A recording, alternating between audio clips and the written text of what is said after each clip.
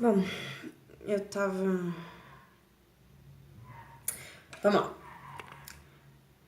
Eu acredito que a ficção também pode funcionar como um filtro.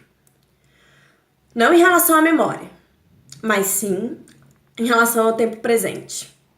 Exatamente como uma espécie de lente, que pode ser chamada também de lente da subjetividade, e que distorce a visão da realidade material. É como se quanto mais pessoas acreditassem numa ficção, muito mais real ela se torna. E tende a uma crença do absoluto. Ou seja, quando você tem um grupo de pessoas que nem sequer questiona, que não desconfia daquilo que lhe apresentam. E é muito interessante pensar nisso porque exemplos são o que não faltam em relação a crenças absolutas. Né? A gente tem exemplos, modelos de crenças absolutas dos regimes totalitários, né? E todos os limites que eles puderam alcançar nessa dinâmica. A gente tem as religiões e todo o seu conjunto de crenças e regras completamente indubitáveis, não ouse questionar.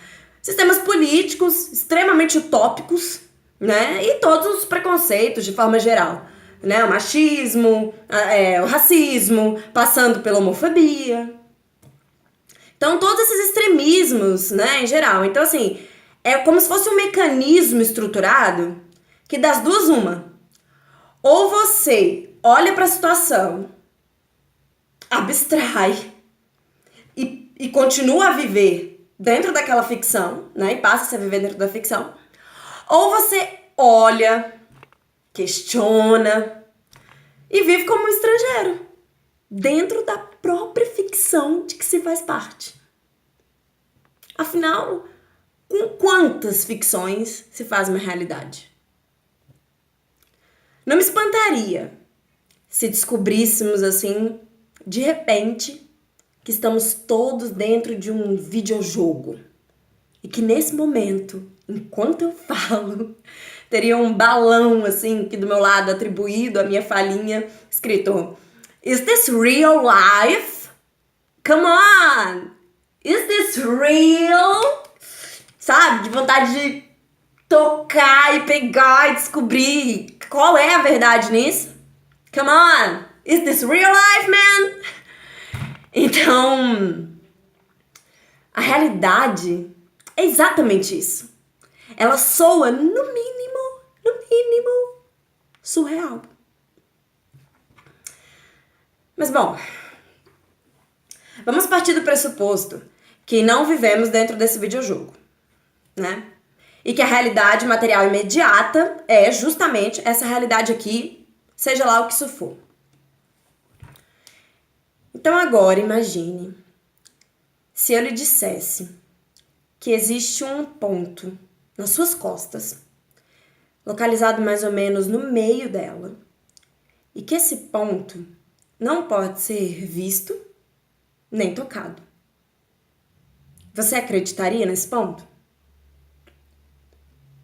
Acredito eu, provavelmente, que a resposta seria sim.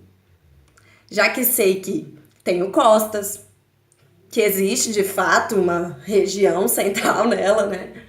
E que quanto mais próximo dessa região central, mais limitado tá a minha visão, minha capacidade de ver esse ponto.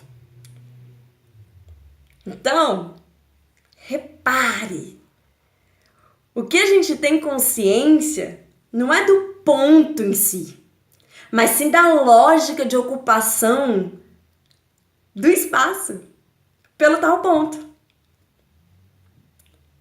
Imagine só se eu lhe dissesse que não é um ponto, que não se trata de um ponto, mas sim de um buraco. Você acreditaria? Um buraco nas suas costas. Muito provável que não. Agora, nem eu, nem você sabemos explicar o porquê que a gente não acreditaria. O fato é que a lógica só consegue explicar o ponto, mas não o buraco. Então, o ponto existe, o buraco não. Agora, Se tanto uma coisa quanto outra a gente não consegue enxergar ou tocar, é provável que as duas coisas existam.